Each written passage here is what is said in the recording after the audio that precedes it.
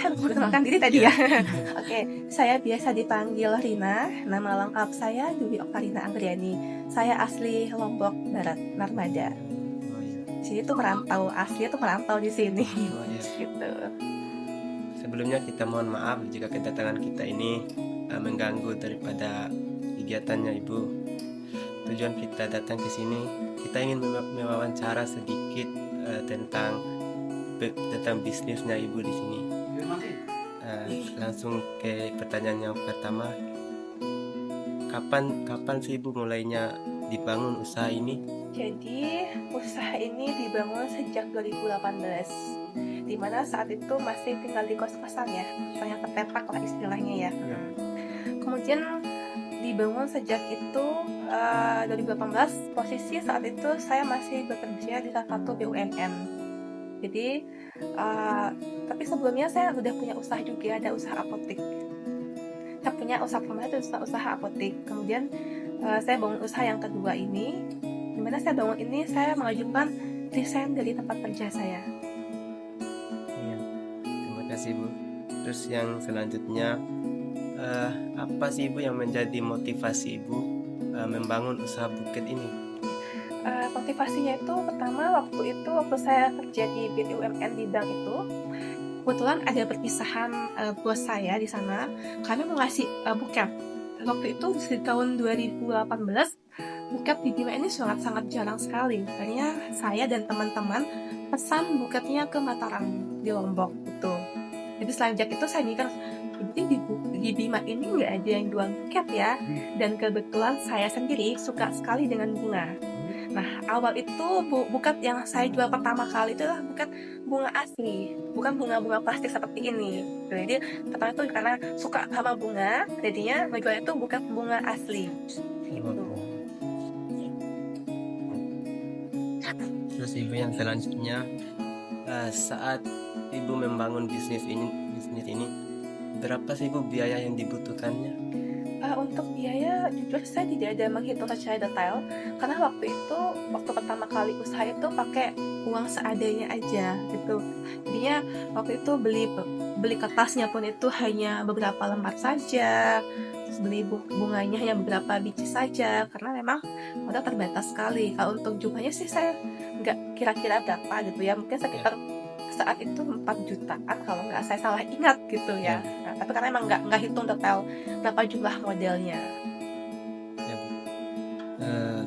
Selanjutnya Ibu, kan ini udah dari 2018, tentunya mungkin ada tidak berjalan lurus. Nah, lalu kendala apa saja sih Bu yang pernah Ibu alami di dalam membangun usaha ini? Untuk kendala-kendalanya banyak sih sebenarnya ya. Tapi di sini yang pertama itu gimana kita cara menghandle customer, terus kita mengenali customer supaya dia mau membeli produk kita dengan jumlah yang banyak gitu.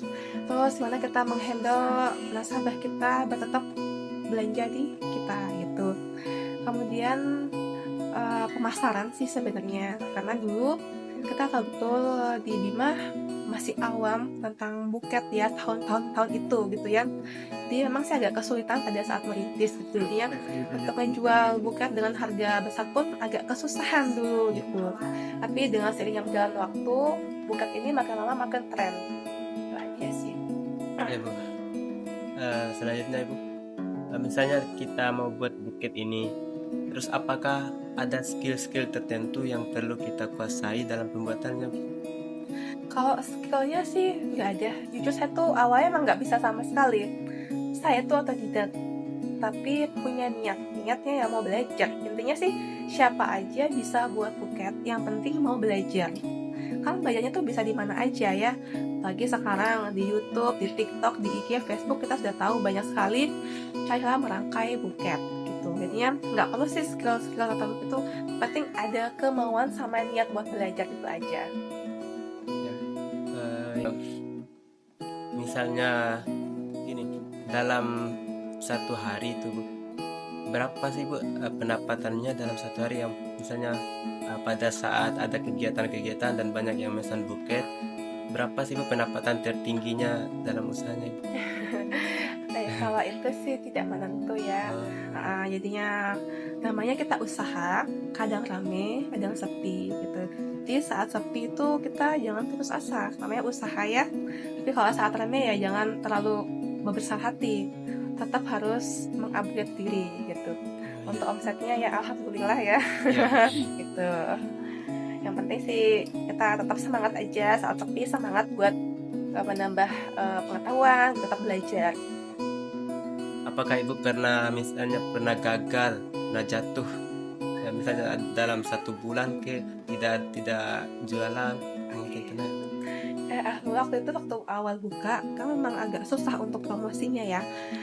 Untuk jatuh sih alhamdulillah tidak pernah, tapi memang sempat saya tutup sebentar saat saya mau melahirkan. Karena saat itu memang saya nggak punya pegawai ya, hanya sendirian aja gitu. Jadi saat itu saya sempat tutup sebentar saat melahirkan. Kebetulan saya melahirkannya tuh di Lombok, ditutup sekitar 6 bulan lah, dan baru buka lagi. Bukanya sekitar setengah tahun berjalan baru rekrut pegawai. Kalau untuk jatuh sih alhamdulillah tidak pernah, apalagi untuk sepi sama sekali pesanan dalam setiap hari pun atau bulan tuh alhamdulillah sih tidak pernah sama sekali. Penting sih kita promosi aja sih intinya ya, promosi setiap hari, jangan pernah malu buat tawar-tawar ke teman tetangga gitu, saya door to door lah. Apa ibu pernah memiliki tantangan terbesar dalam menghadapi bisnisnya ibu? Tantangan terbesarnya yang ibu alami? Sebenarnya sih waktu itu kebetulan saya kan punya 2 cabang di depan Paruganae 1 ya. Di waktu itu gimana saya harus menghandle kedua toko saya ini, kemudian pelanggan saya itu harus tahu juga gitu. Dia kemudian ada beberapa saingan yang menjatuhkan harga. Ya, namanya kita jualan pasti ada yang mau menjatuhkan harga.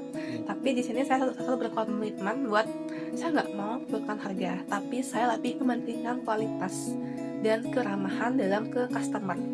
Intinya mereka mau jatuhin harga seperti apapun, saya nggak akan ikut jatuhin harga. Saya tetap seperti harga saya gitu. Karena kita punya pelanggan masing-masing ya gitu. Dimana ada harga, ada kualitas gitu. Kan pasti akan tahu, oh di sana mungkin mahal tapi kualitasnya bagus, tapi servisnya bagus. Orang tuh nggak akan takut beli dengan harga mahal. Dengan tetap seperti yang tadi, kualitas dan servis. Apa Buket ini memang namanya ini dari dulu dari sejak 2018 memang namanya Buket Bima. Karena kenapa sih namain Buket Bima? Karena saat itu saya bilang pertama kali pencetus buket istilahnya lah ya. Di Bima itu tahun itu ya saya gitu ya, nggak tahu sih yang lainnya. Jadinya saya memilih buket supaya lebih umum dan saya ambil nama Bima, orang tuh gampang tahu, oh Buket Bima gitu. Tapi pada akhirnya banyak yang salah sebut ya, bilangnya buket bunga gitu. Jadi Buket Bima ini sejak 2018 pertama kali. Mungkin sedikit tips-tipsnya untuk anak-anak muda ibu agar bisa membuat buket berbisnis seperti ibu. Tips-tips. Di sini supaya anak-anak muda lebih semangat untuk bisnis ya, nggak hanya buket saja, tapi di Bima ini banyak sekali peluang-peluang usaha yang bisa kalian masuki ya. Nggak harus buket ya, yang penting intinya kalian itu jangan malu. Pertama jangan malu ya, misalnya itu usahanya kecil-kecil, nggak usah malu karena semua bawa dari kecil baru ke besar. Kemudian konsisten itu misalnya kalian mau promosi, setiap hari harus promosi, jangan hari ini promosi besok enggak, begitu kan nggak akan semua orang tahu. Intinya konsisten dalam promosi dan konsisten dalam apa yang kalian jual. Kalau rasanya atau produknya kurang bagus ya kita upgrade, kita belajar. Jangan pernah malu belajar sama siapapun, karena saya juga begitu ya, belajar, dan jangan pernah takut untuk mencoba hal-hal yang baru ya. Terus selain itu disiplin waktu, itu yang paling penting ya. Kenapa? Kalau kalian nggak bisa disiplin itu pasti usaha kalian tuh nggak akan bisa maju. Karena usaha ini itu ada semangat kita sendiri, kita yang bangun, kita yang atur semuanya. Kalau kita disiplin pasti usahanya akan maju. Kalau kita nggak disiplin pasti usahanya akan jatuh ya. Yang namanya usaha jatuh bangun itu hal yang biasa. Jangan takut mencoba hal yang baru. Oke? Itu saja. I just had to let you know you're